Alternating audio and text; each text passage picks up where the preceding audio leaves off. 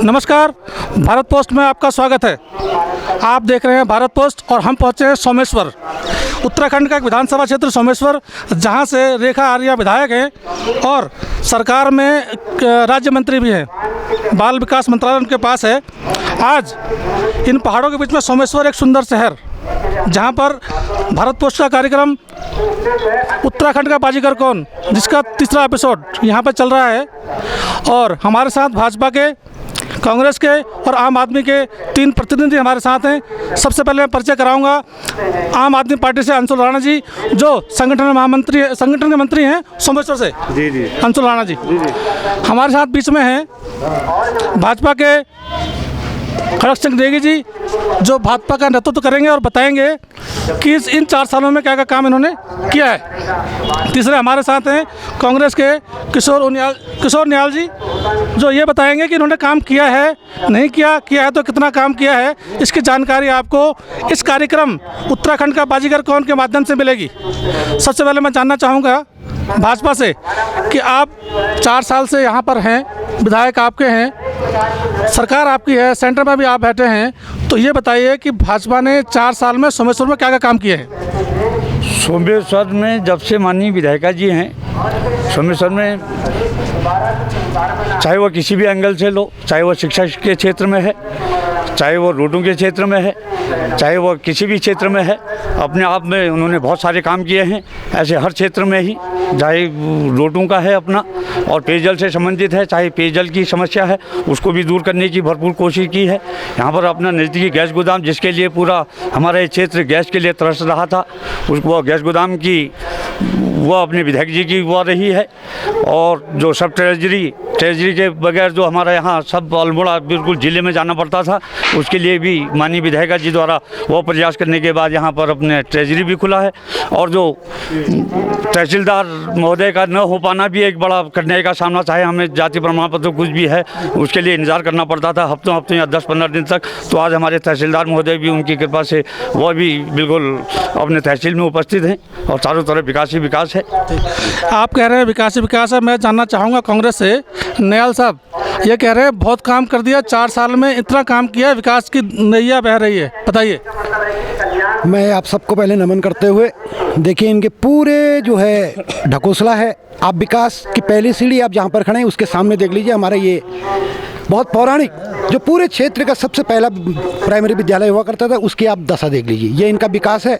दूसरी बात, आपने कहा कि ट्रेजरी और हमने जो है ये सारी चीज़ें जो है हरीश रावत गवर्नमेंट में, आप इसका देख लीजिए कि कब इसके वो पास हुए। ये ट्रेजरी हो गई, गैस गोदाम हो गई, ये माननीय हरीश रावत जी के नेतृत्व में यहाँ पर सोमेश्वर में किए गए हैं। और इस गवर्नमेंट ने यहाँ पर कोई भी ऐसा विकास कार्य नहीं किया गया है और पूरे हमारे क्षेत्र के लोगों को ठगा जा रहा है।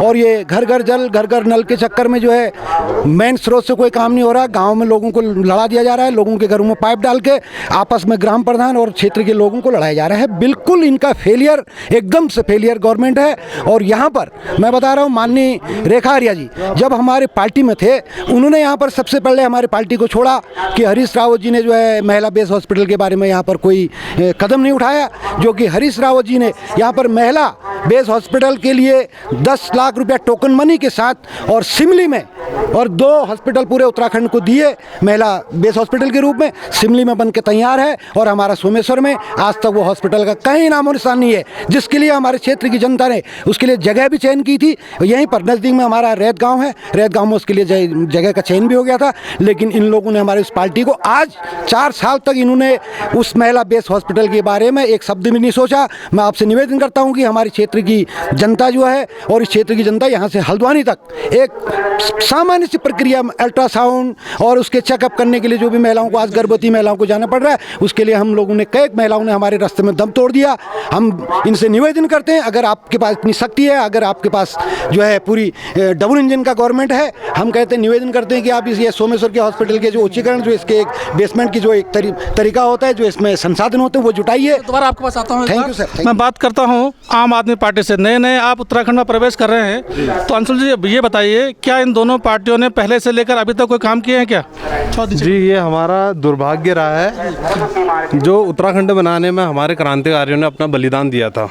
वो हमारी जनता ने पूरा समर्थन किया। कांग्रेस बीजेपी को 10-10 साल इन्होंने सत्ता में राज किया, बट आज देख सकते हैं आप हमारी सड़कों की हालत और हमारे सुमेसर हॉस्पिटल की हालत कि हॉस्पिटल में आज एक एक्सरे या एक ये अल्ट्रासाउंड की मशीन नहीं है।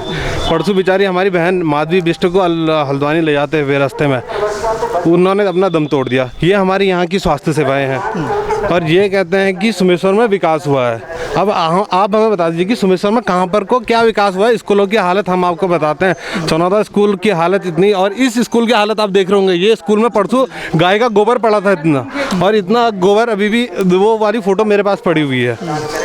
सर बताइए, ये तो कह रहे हैं कि बड़ी दिक्कत आ रही है, एक महिला बेचारी पहुंच नहीं पाई हॉस्पिटल, दम तोड़ दिया उन्होंने। आप बताएं क्या कहते हैं? नहीं, हॉस्पिटल का तो बिल्कुल जैसे अभी हमारे मित्र किशोर नियाल जी ने कहा था कि घोषणाएं तो हरी रावत जी की थी। हरी रावत जी की तो बहुत सारी घोषणाएं थी। तत्कालीन मुख्यमंत्री उस समय के रावत जी थे, उनकी बहुत सारी घोषणाएं, जो बेस हॉस्पिटल की घोषणाएं थी वो उन्हीं के द्वारा थी, जिसको वो पूरा नहीं कर पाए। जिसको खाली घोषणाएं हवाई घोषणाएं बहुत सारी करी उन्होंने।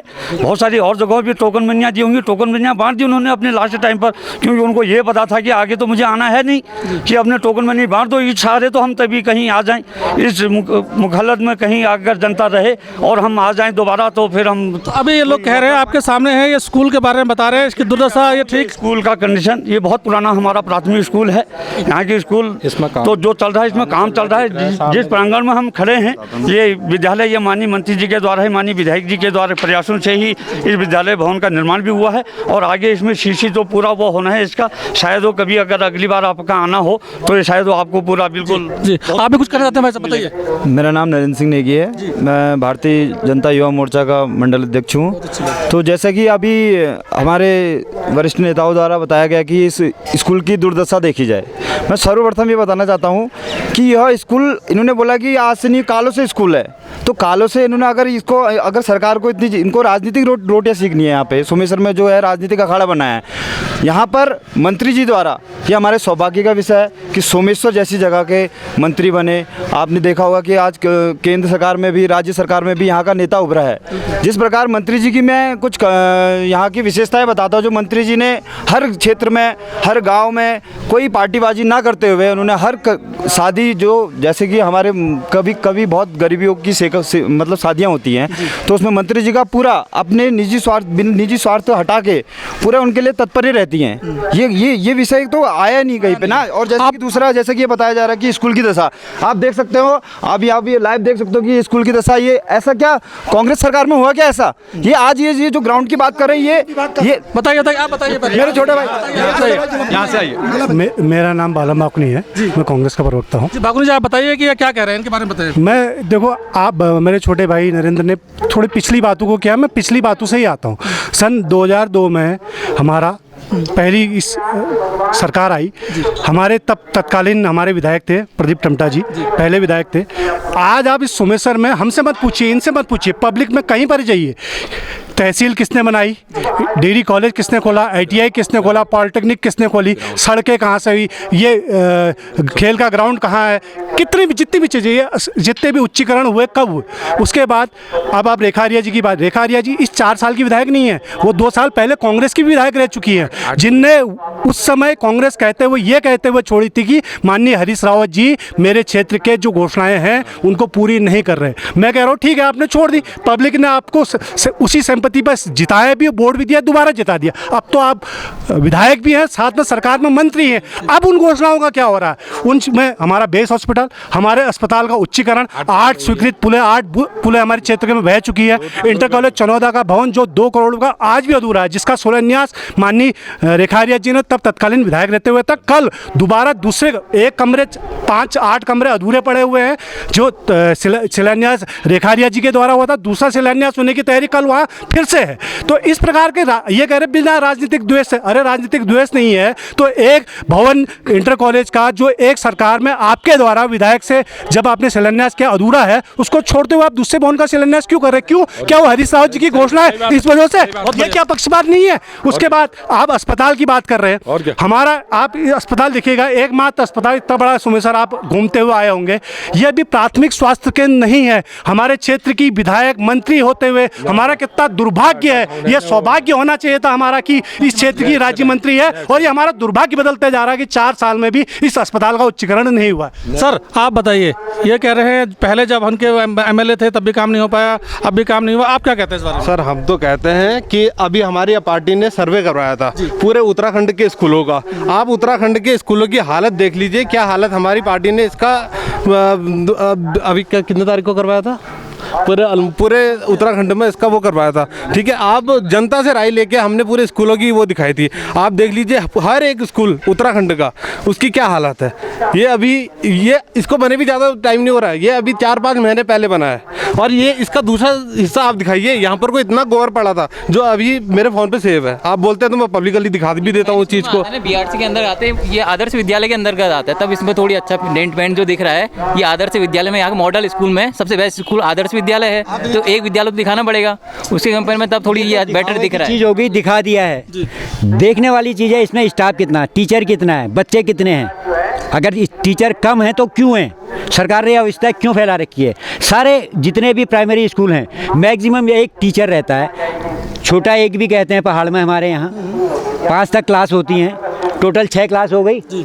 उसमें इमला, हिस्ट्री, भूगोल आओ करके सीखें, हिंदी, इंग्लिश 5-6 सब्जेक्ट होते हैं, टीचर होता है एक। मुंडी फोड़ना भी हो जाता है बच्चों में, आपस में छोटे बच्चे हैं शरारती होते हैं, वो टीचर उनको संभालेगा या सब्जेक्ट आप पढ़ाएगा। कह रहे हैं स्टाफ की कमी है, स्टाफ कम है, स्टाफ है ही नहीं। स्टाफ नहीं है। भाई साहब ये कह रहे हैं स्कूल बन गया है, ये स्कूल बना दिया है, आदर्श विद्यालय बन गया, राजकीय आदर्श विद्यालय, लेकिन स्टाफ की कमी है, बताइए। या तो इनका आना जाना कम होता होगा या इनको जानकारी नहीं होगी उतनी। स्टाफ पूरा भरपूर स्टाफ है, हर स्कूलों में स्टाफ है, चाहे वो प्राइमरी स्कूल हो, चाहे वो डिग्री कॉलेज हो, चाहे वो और इंटर कॉलेज या राजकीय इंटर कॉलेज हो, सारी व्यवस्था बिल्कुल बराबर। शायद वो इनको उतना वन हो। बाकी मैं बालन जी की बात पे वो लाता हूँ, जो 8 पुलों का ये जिगर लाए, 8 पुलों का जिगर वो अभी नहीं, वो अभी ध्वस्त नहीं हुए, वो 2013 की ध्वस्त हुई हैं, जिसमें से कि 4 साल तो माननीय रावत जी भी मुख्यमंत्री रहे, 4 साल माननीय मुख्यमंत्री जी भी उसमें वो रहे। और बशर्ते जब उसके बाद 2017 में हमारी अपनी सरकार आई भारतीय जनता पार्टी की, तो इसका जो एक डिजाइनिंग का जो एक लफड़ा पड़ रहा था, जो BHU के द्वारा होना, पहले उसमें वो आ रहा था कि सारी हाईवे की पुलें हैं, चाहे वो गांव की पुलें हैं, उनका मानक एक स्तर पर आ जाने की वजह से उसके ज़रा डिजाइनिंग में दिक्कत हो रही थी। तो अब विशेषकर मैं आपको बिल्कुल लिखित रूप में देने को भी तैयार हूँ कि शायद वो अपनी 10 या 11 पुलें बिल्कुल उनकी डिजाइनिंग, उसके टेंडर भी हो चुके हैं, शायद वो बहुत जल्दी उनमें काम भी शुरू होना होगा। शायद वो ये 10 पुलें जो हमारी इधर क्षेत्र की हैं वो तुरंत उन पर काम शुरू होना है। और बाकी जो वो भवनों वाली बात आई, एक भवन वाली बात भी आई, वो भवन जो 10 लाख रुपया जो टोकन मनी माननीय रावत जी के द्वारा दी गई, वो शायद वो कुछ मानकों में सीधे नहीं आ रही थी, मानकों में फिट नहीं बैठने की वजह से वहाँ की क्षेत्रीय जनता अपने बच्चों को, सारे विद्यार्थियों को जो पढ़ाई में दिक्कत हो रही थी, उसको देखते हुए, क्षेत्र की जनता की मांग को देखते हुए वहाँ माननीय मंत्री जी द्वारा 5-4 कमरों की घोषणा की गई, जिसका भूमि पूजन कल होना है, परसों से उसमें कार्य शुरू होना, जब भी वो होगा उसमें काम। जी फिर आऊँगा आपके पास में, एक बार बात करता हूँ कांग्रेस से। भागुनी जी बताइए क्या क्या कह रहे हैं। हमारे बड़े भाई हैं, बड़े हमारे पूज्य हैं, मेरे को लगता है सरकार में हैं, अध्यक्ष हैं, लेकिन सरकार इन्हें जानकारी नहीं दे रही है। जो इन 8 पुलों के मेरे बड़े भाई कह रहे हैं, जो बहे हैं वो 4 पुल, उनका एस्टीमेट अलग है, वो देवी आपदा में है, 7 पुल स्वीकृत अलग हैं। और जिस टेंडर की बड़े भाई टेक्निकल की बात करें, 4 साल पूर्व भी उनके टेक्निकल टेंडर लग चुके हैं। अगर बड़े भाई साहब को उनकी सरकार जानकारी नहीं दे रही तो मैं दे देता हूँ। बात है देवी आपदा के जो 4 पुल बहे हैं, इनके सरकार के द्वारा उन विभागों को निर्देशित किया गया कि उन पुलों का एस्टीमेट 25 लाख से नीचे करे जाए। उन विभागों ने हाथ खड़े कर दिए, भैया 25 लाख से नीचे के एस्टीमेट में हम कैसे उन पुलों को बनाएंगे। तो मैं, बड़े भाई हमारे बहुत, मेरे तो बड़े आदर्श हैं, मैं कहता हूं कि आप मंत्री जी से भी सवाल कीजिए। और जहां तक बात है क्या कहते हैं, बड़े भाई ने कहा कि इंटर कॉलेज, एक इंटर कॉलेज जिसमें कॉलम स्तर तक लेंटर पड़ना है, कमरे तैयार है, मत बनाइए 2 मंजिला, उसको मत बनाइए 2 करोड़ का, जो आपने वही कमरे 5 कमरे उसमें भी तो नीचे थे, उसी के लेंटर डालते थे, आपके सरकार का पैसा भी बचता, उस विद्यालय की बहुमूल्य जमीन भी बचती। मैं कह रहा हूँ अभी एक ठेकेदार इस भवन को बना रहा है, कल के दिन में सरकार हमारी दूसरे की आएगी, इस भवन को छोड़ के मैं इस फील्ड में दूसरा भवन बनाऊँ, तो इस भवन का भी दुरुपयोग है और इस फील्ड की कीमती जगहों का भी दुरुपयोग है। ये इस बात को समझने में बिल्कुल असमर्थ है। यहाँ यहाँ है राजनीति। यहाँ एक बात मैं पूछना चाहता हूँ, आपसे पूछ रहा हूँ, मैं प्रश्न आपसे करूँगा। ये कोरोना काल चलता रहा, अभी भी चल रहा है कोरोना काल, तो यहाँ के विधायक, यहाँ भाजपा की सरकार राज्य के अंदर, केंद्र में सरकार भाजपा की, तो कोरोना काल में यहाँ के लिए क्या काम किया गया भाजपा के द्वारा? सर, कोरोना काल का सबसे बड़ा उदाहरण इस प्रदेश में आपको मैं देना चाहता हूँ। हमारे प्रदेश के मुख्यमंत्री जी को कोरोना हुआ, वो इलाज के लिए दिल्ली जा रहे हैं। हमें आपका क्या भरोसा है? आप उससे ज़्यादा क्या लोगे? बताओ, बताइए भाई साहब, बताइए बताइए, देख लिए कोरोना काल में क्या क्या क्या आपने काम किए, बताइए इनको। कोरोना काल में ये है कि जो ऑटोमेटिक कभी दैविक आपदा ऐसी किस्म की आ जाती हैं, जब कभी ऐसी आ जाती है, पूरा विश्व इससे हिला, उसके साथ साथ हमारा पूरा देश भी इसके वो रहा, इसकी चपेट में रहा, उसी के तहत हमारा क्षेत्र भी इस चपेट में रहा। उस टाइम पे भी जो आज ये बिल्कुल तालियां बजा रहे हैं, बहुत अच्छी खासी इनकी तालियां बज रही हैं। जब कोरोना का यहाँ पीरियड था, जब माननीय मंत्री जी और भारतीय जनता पार्टी का हर कार्यकर्ता, बूथ से लेके पूरा जिला लेवल का, पूरा मंडल लेवल का कार्यकर्ता, जब हर घर में आदमी को, किसी भी परिवार को हो, किस हिसाब से, चाहे इमरजेंसी सेवा के हिसाब से है, कोई भी राहत सामग्री है, चाहे वो मास्क वितरण हो, सैनिटाइजर वितरण हो, उनकी आसल कुशल पूछनी हो, चाहे उनको कहीं भी व्यवस्था बनानी हो, उसके लिए पूरा भारतीय जनता पार्टी का मैं तो तहे दिल से अपनी कार्यकर्ताओं का बहुत बहुत धन्यवाद करता हूं कि इन्होंने अपना पूरा तन मन से पूरा बल रख के उस कोरोना काल में भी जो विधायक जी द्वारा इतना काम किया गया, इतने काम किए गए, और हर परिवार को, गरीब परिवार को जो भी एक मदद होती है उनकी अपनी निजी सहयोग से, वो भी पूरा भरपूर की गई। बताइए सर, कोरोना काल के अंदर कितने काम कर दिए इन्होंने? इधर को देख कर, जी कैमरा सामने है आपके। कोरोना काल के लिए यहाँ पे उत्तराखंड में बिल्कुल उत्तराखंड का दुर्भाग्य है। इन्होंने सोमेश्वर की बात कर रहा हूँ, सोमेश्वर विधानसभा। सोमेश्वर विधानसभा में कोई काम नहीं, एक भी क्वारंटाइन सेंटर बता दें ये, एक भी हॉस्पिटल यहाँ पे, एक जो 70-80 साल का पुराना हॉस्पिटल है, उसमें अभी बालम भाई ने बताया था कि एक्सरे मशीन तक नहीं है। ये हमारा दुर्भाग्य है। इतना बड़ा क्षेत्र सोमेश्वर ये कवर करता है, कोसी से लेके कौसानी गरुड़ तक का, और उस हॉस्पिटल में कितने बैठे इनसे पूछिए, क्या उसका वो किया? शिक्षा नहीं यहाँ पे, स्वास्थ्य नहीं यहाँ पे, मूलभूत सुविधाएं नहीं यहाँ पे। कोरोना के लिए एक उदाहरण दिल्ली ने भी दिया था, जहाँ ये कह रहे हैं कि कुछ नहीं, ये आपदा है भगवान की, इसमें इंसान क्या कर सकता है। वहाँ दिल्ली ने 4.5 लाख टेस्ट पर डे दिए थे। उस टेस्ट की वजह से जीत हासिल की थी उसने। प्राइवेट हॉस्पिटल तो होटल तक उसने अधिकृत कर लिए थे, क्या कहते हैं, क्वारंटाइन सेंटर उसने खोल लिए थे। उसमें शामिल थे। हाँ, तो हमारा मुख्यमंत्री, जबकि वो 5.5% टैक्स लेता, हम यहाँ पे 12.5% टैक्स देते हमारा उत्तराखंड, तो क्या नहीं करते? कोरोना टाइम में आपके पास सेंटर नहीं थे, क्वारंटाइन सेंटर नहीं थे, ये क्या बात ठीक है?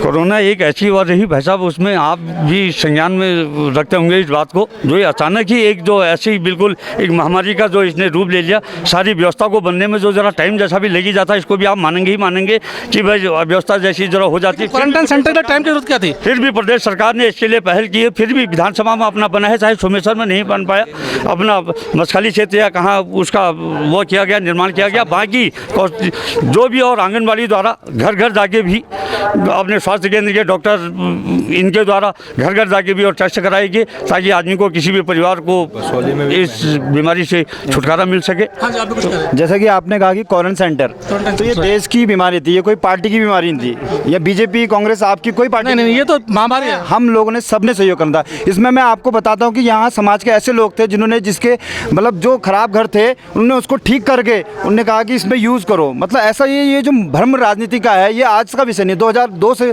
ये विषय बन रहा है। तो आप सोच सकते हो कि इतनी दलित राजनीति कर रहे हैं यहाँ पर, कि क्या किस पे इसकी उंगली उसके ऊपर डालना, इसकी उंगली उसके ऊपर डालना, ये यहाँ से ये सोमेश्वर की बड़ी दुर्दशा है। अगर आप वहाँ पर आपने कहा कि हमारे क्षेत्र में हॉस्पिटल नहीं है, ये 2 दिन के लिए धरना बैठे, तो तीसरे दिन कहाँ चले गए?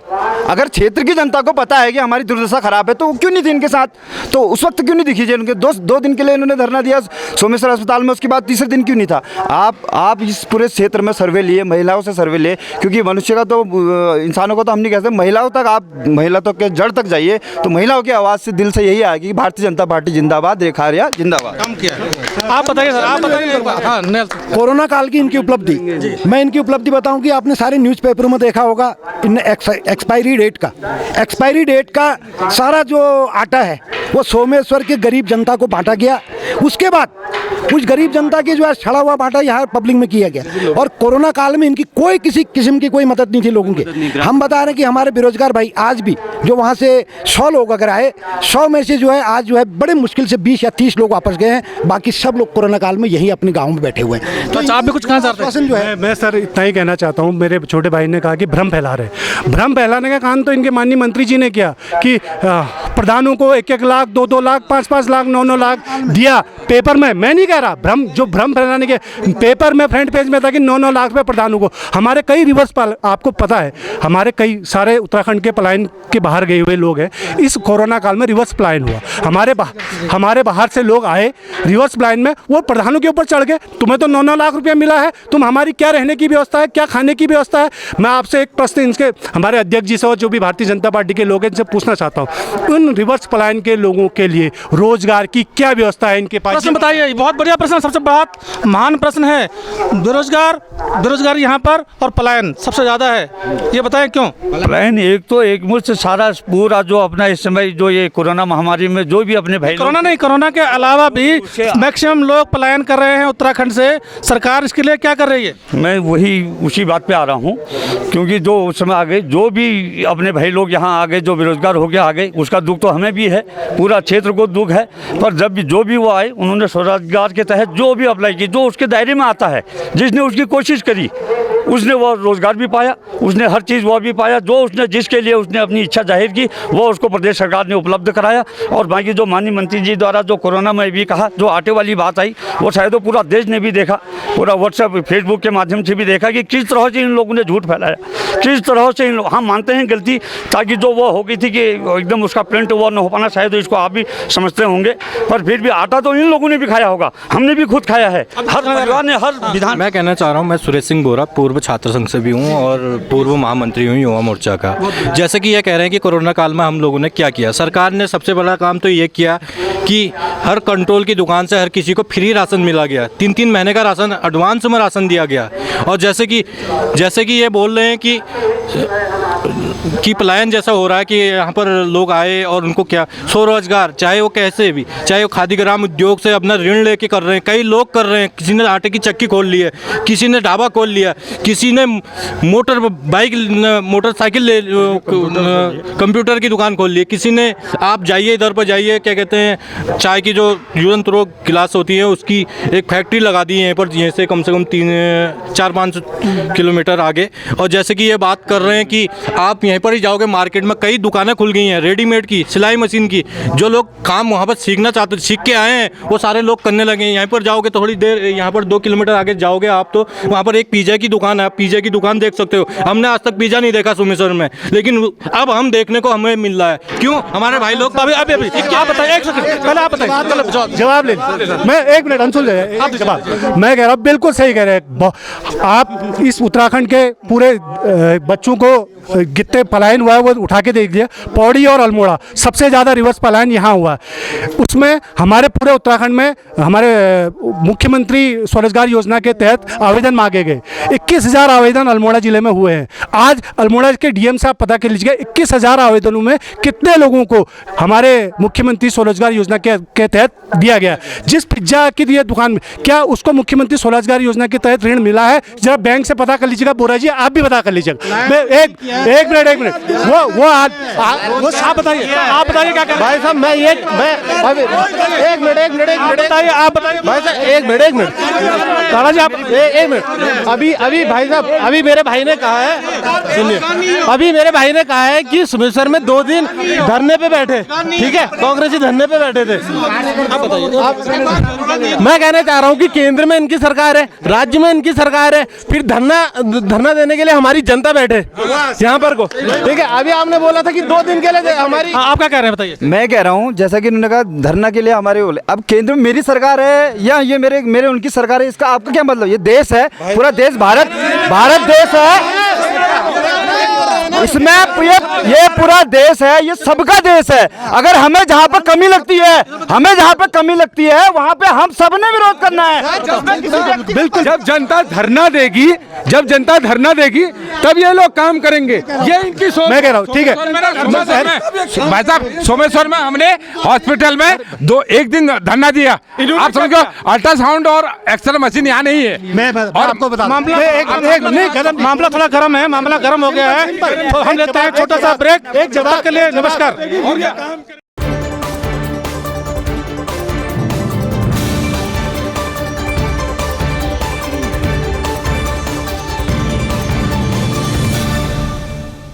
मामला काफ़ी गर्म हो गया था, उसके बाद हम दोबारा से इस डिबेट में वापस शामिल हुए हैं और हमारा एक ही क्वेश्चन है, जनता का भी क्वेश्चन वो है कि 4 साल लगभग यहाँ पर सरकार को हो गए हैं, भाजपा के एमएलए को हो गए हैं, 2022 में चुनाव आने वाले हैं। अब ये जानना चाह रही है जनता कि इन सभी का 1 साल का कार्यकाल जो बचा हुआ है 1 साल के लिए, इनमें इनकी आगामी योजना क्या है, हम इनसे पूछेंगे आगामी इनकी योजनाएं क्या हैं। सबसे पहले पूछूंगा भाजपा से, बताइए सर कि 1 साल का समय रह गया है, तो बताइए कि आपकी योजनाएं क्या हैं, क्या आगामी योजना है 1 साल की? योजनाएं जिस हिसाब से अपना चल रहा है कारोबार उसी हिसाब से चलेगा। बाकी जो कमी बेचा कहीं पर रह गई होंगी उनको भी संज्ञान में रहते हुए वहाँ भी जो कमियाँ, जैसे हॉस्पिटल का जो बेच की अभी वो जिगर आई, उसका उच्चीकरण के लिए माननीय मंत्री जी द्वारा प्रयास हो रहे हैं। बाकी शायद वो मार्च अप्रैल में शायद वो अपनी सारी व्यवस्था इस हॉस्पिटल की भी दुरुस्त होने को है सारी, उसमें आज स्टाफ भी पूरा है, ये कोई नहीं कह सकता कि यहाँ स्टाफ नहीं है। योजना बताइए बस, योजना जैसे जल संकट को देखते हुए जो ये अपनी पंपिंग पेयजल योजना सोमेश्वर करके बनी है, जिसको 25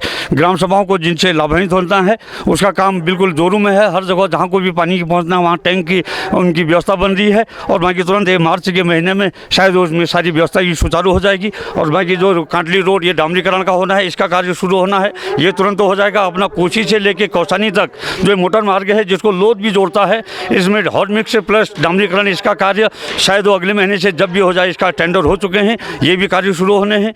और बाकी अपने जो स्कूलों में है, कल ही ये स्कूल का उद्घाटन होना है। बाकी एक लैब का अपने प्राइमरी पाठशाला भूलगांव में एक लैब का जो भूमि पूजन होना है उसके तहत होना है। चनौदा में भूमि पूजन का कार्य है। वहीं दलमिया इंटर कॉलेज, दलमिया प्राइमरी पाठशाला, यहाँ भवन का निर्माण वो होना है। बाकी भूलगांव में बाकी रहे थे कि अगर कहीं पर वो रह गए होंगे। सर ये बताइए, कांग्रेस के अगर एमएलए आ गए, सरकार कांग्रेस की आ गई, तो आपकी योजनाएं क्या होंगी 1 वर्ष की, ये बताइए। मैं उससे पहले छोटा सा एक ये करूँगा, बताइए।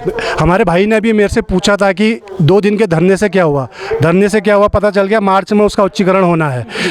1 दिन का धरना हमारा रोड के लिए भी हुआ था, धरने से पता चला कि हमारा काम शुरू होना है। मैं इतना नहीं कहता था, कांग्रेस की सरकार आएगी, जो पूरे पुराने हमारे विकास कार्यक्रम रुके। सबसे पहले तो महिला बेस, वो महिला बेस नहीं है, वो हमारी महिलाओं की, देखो हमारे पहाड़ में आपको पता है 60% आबादी महिलाओं की, हमारी खेती से लेकर रोजगार से लेकर सभी चीज़ें महिलाओं पर आश्रित है। तो महिला बेस हमारा एक सुदूर कार्यक्रम है। महिला बेस हमारा बिल्कुल पहला कदम महिला बेस होगा, दूरदर्शी है।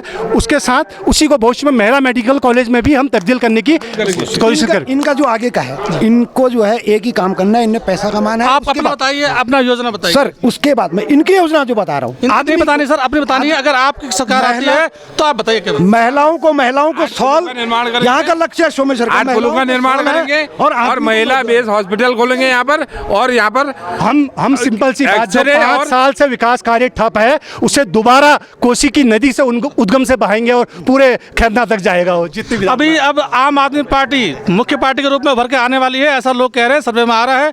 अब मैं जानना चाहूँगा राणा जी, अगर आम आदमी आती है या आपके एमएलए यहाँ आते हैं, विधायक आपके यहाँ बन जाते हैं, तो आपकी योजना क्या रहेगी, ये बताइए। देखिए, जैसे हमने दिल्ली में शिक्षा मुफ्त कर रखी है, बिजली मुफ्त कर रखी है, पानी मुफ्त कर रखा है, अस्पताल वहाँ के दिल्ली मॉडल। उत्तराखंड को हमारा स्विट्जरलैंड बनाने की वो है कि हम उत्तराखंड को स्विट्जरलैंड बना देंगे। ये हमारी पार्टी का वो है कि उत्तराखंड को स्विट्जरलैंड पे तब्दील कर देंगे। यहाँ पर को हमारा ये है कि जैसे बीजेपी भाई साहब ने कहा कि शायद ये डामरीकरण होगा, इनके हर वर्ड के पहले शायद लगता रहा है, पर हमारी पार्टी जो बोली वो दिल्ली में करके दिखाया। उत्तराखंड में भी हमने जो बोला है वो करके दिखाएंगे। पिछले आने वाले टाइम पे 2022 में आम आदमी पार्टी की सरकार बन के रहेगी। इसी पे एक सवाल करना चाहूँगा सभी से, आम आदमी, पूछिए, या कांग्रेस हो या बीजेपी, आम जनता क्वेश्चन कर रही है, पूछते हैं, बताइए। तो इनसे मैं सवाल ये करना चाहूँगा, उत्तराखंड को अलग राज्य घोषित हुए 20 साल हो गए। इन 20 सालों में कांग्रेस की भी सरकार रही है, बीजेपी की रही है, अभी प्रेजेंट में भी बीजेपी है। तो यहाँ पलायन तो आज तक कोई रोक नहीं पाया। पलायन के लिए कांग्रेस ने क्या किया, कांग्रेसी बताएं, बीजेपी ने क्या किया, बीजेपी वाले बताएं, और अभी क्या योजना अभी सरकार है इनकी क्या है वो बताएं, और आम आदमी पार्टी वाले क्या करेंगे वो आम आदमी पार्टी वाले बताएंगे। बता दिया, अभी पूछा क्वेश्चन वही मैंने किया था, 1 साल की योजना इन्होंने बताई है। 20 साल का पूरा- अब 20 साल के बारे में भी वो क्वेश्चन हो चुका है। अब सिर्फ ये प्रश्न था कि हम आएंगे तो क्या करेंगे, फिर आपसे पूछूंगा अगर आएंगे आप तो क्या करेंगे। जी बिल्कुल, हमने यहाँ पर जैसे उत्तराखंड में आप देख रहे हैं कि दिल्ली में अभी हर परिवार का 7 से 8 हज़ार रुपया बच रहा है। उत्तराखंड में भी हमारी ये कोशिश, हर परिवार की 5 से 6 हज़ार रुपया महीना बचेगा, उसका बिल माफ़ होगा, 200 यूनिट तक उसकी घर का पानी फ्री होगा, बच्चों के लिए शिक्षा बढ़िया होगी। जैसे स्कूल दिख रहे हैं दिल्ली के स्कूल आप देखना, उसी मॉडल पे यहाँ पर कोई स्कूल बनेंगे और अस्पतालों पर सारी सुविधाएं होंगी, ये कोई नहीं। और हर जैसे दिल्ली में मोहल्ला क्लिनिक है, यहाँ पर हर पंचायत के लिए पंचायत क्लिनिक बनेगा। सभी हम पार्टियों से हमारी बातचीत होने के बाद ये डिबेट हम यहीं पर समाप्त करते हैं और मैं कुंदन वापस चलता हूँ अपने स्टूडियो कैमरामैन राहुल झा के साथ। तब तक के लिए नमस्कार। मैं जानना चाहूँगा इनसे, युवा है और सोमेश्वर में रहते हैं, आप बताइए आप क्या कहना चाह रहे थे, आपकी बात रखिए। जी, सब पार्टी वाले कह रहे हैं हमने ये काम किया तो बहुत अच्छी बात है, ये बहुत अच्छी बात है काम किया, क्योंकि हम आम जनता है, ये हमारा अधिकार है, विधि का अधिकार है, हमारे शिक्षा, स्वास्थ्य और रोजगार, ये अपना अधिकार है। आपको पता होगा संविधान में लिखा गया है रोजगार होना चाहिए। लेकिन दुख की बात क्या है, जितनी भी योजनाएं हैं, बहुत बड़ी बड़ी योजनाएं हैं, मुद्रा योजना, ये गौशाला, बहुत हजारों योजनाएं चली हुई हैं, लेकिन धरातल पर जो मैंने देखा, 6 साल मुझे हो गए हैं, मैं एज ए टीचर यहाँ सोशल वर्कर काम कर रहा हूँ, तो मैंने देखा कि मैंने बच्चों को फ्री में पढ़ाता हूँ, लेकिन धरातल में कितनी महिलाएं हैं जो गरीब हैं, तो वहाँ तक योजना नहीं पहुँच पा रही हैं। जो सच में जो युवा हैं जिनको ज़रूरत है मुद्रा योजना की, वो भटकते रह जा रहे हैं, वो कभी उनका पास ही नहीं हो पा रहा है। और योजनाएं वहाँ का लग रही है, इन्होंने कहा कि सड़कें बन रही है, सड़कें क्योंकि वहाँ कुछ पैसा खाने को मिल रहा है तो वहाँ बन रही है, लेकिन जो वास्तविक में योजनाएं हैं जहाँ पहुँचनी चाहिए, बहुत अच्छी बात है कि योजनाएं बहुत हैं, लेकिन इंप्लीमेंट नहीं हो पा रहे, दुख की बात है। मुझे बहुत खुशी होती है कि हमारी सरकार है, मोदी जी ने बहुत अच्छी सी योजना चला रखी है, लेकिन दुख की बात है कि उनका धरातल पे ग्राउंड हो पा रहा है। जैसे मैंने ही अपना गौशाला के लिए मेरा नाम आया था, मैं भी बीपीएल फैमिली से बिलोंग करता हूँ, तो मैंने कहा नाम आया है तो मैंने अप्लाई किया था, मैंने कहा ठीक है मैं काम शुरू कर देता हूँ, मैंने मजदूर बुला के काम शुरू किया, लेकिन 6 महीने हो गए, मैं कभी प्रधान के पास, ग्राम प्रधान के पास, उन्होंने कहा मेरा ग्राम विकास अधिकारी कॉल नहीं उठा रहा है, ग्राम विकास अधिकारी से कॉल करूँ, कह रहे नहीं कल करेंगे परसों करेंगे, फिर कॉल किया, कह रहे हैं हमारे विकास खंड में काम नहीं हो रहा है, 10 दिन से कंप्यूटर बंद हैं। मतलब तो कैसी योजनाएं हैं, 10 दिन से कंप्यूटर बंद हैं, अब मेरे पास क्या ऑप्शन रहता है, लास्ट में फिर आरटीआई डालने के सिवा मेरे पास कोई ऑप्शन नहीं रहा, तो मैंने आरटीआई से अपने जवाब पूछ रखे हैं, अब देखिए आगे क्या होता है। तो योजनाएं अच्छी है लेकिन धरातल पे इंप्लीमेंट नहीं हो पा रही है। एक और सज्जन हमारे साथ हैं, ये भी कुछ अपनी बात रखना चाहते हैं, बताइए सर क्या बात रखना चाहते हैं। सर मैं Rajesh Giri, all India Rajiv Gandhi all India Congress से मीडिया कोऑर्डिनेटर हूँ। तो मैं ये बात रखना चाहता हूँ कि इस 6 महीने के बीच में विधायक जी ने, हमारी माननीय रेखा आर्या जी ने, जो हमारे क्षेत्र की है, इन्होंने एक रोड बनाई थी हमारे सिमकोला सुपाकोट के लिए, तो वो रोड आज मैं देख रहा हूँ उसमें वो डामरीकरण पूरा उखड़ चुका है और दीवार भी ढह चुकी है। और हम लोगों ने उन लोगों से ठेकेदार की शिकायत करनी चाहिए, लेकिन राज्य सरकार कोई उस पर संज्ञान नहीं ले रही है, नहीं यहाँ के जो भारतीय जनता पार्टी है उनका विरोध करती है, क्योंकि वो भारतीय जनता पार्टी से ही आते हैं। तो मैं ज़्यादा नहीं कहूँगा, मैं भारतीय जनता पार्टी से यही कहूँगा कि वो रोड सही करवा दीजिए। हमारे वहाँ सिमकोला सुपाकोट जो रोड है, अभी तक हमारे सिमकोला में रोड नहीं पहुँची है। और दूसरी बात यह है, गणनाथ मोटर मार्ग है हमारा, और वो गणनाथ मोटर मार्ग जो है 72 साल हो गए हैं, अभी तक उसमें रोड नहीं पहुँची है। विकास खंड होता है, ब्लॉक मुख्यालय पड़ता है, हम लोगों को परेशानी पड़ती है, आम जनता को परेशानी पड़ती है, कर्मचारियों को परेशानी पड़ती है। तो वो ब्लॉक मुख्यालय है और मंदिर भी है, वहाँ से मंदिर पर्यटन से भी जुड़ते हैं। तो मैं अगर भाजपा अगर इतना ही राम के नाम पे और ये मंदिरों के नाम पे वोट मांग सकती है तो वो मंदिरों पे रोड भी पहुँचाए। ज़्यादा नहीं कहता हूँ, धन्यवाद करता हूँ आप सभी का। धन्यवाद आपका, आप यहाँ पहुँचे। सब्सक्राइब करें भारत पोस्ट न्यूज़ 7 को और प्रेस करें बेल आइकन ताकि मिलती रहे हर अपडेट।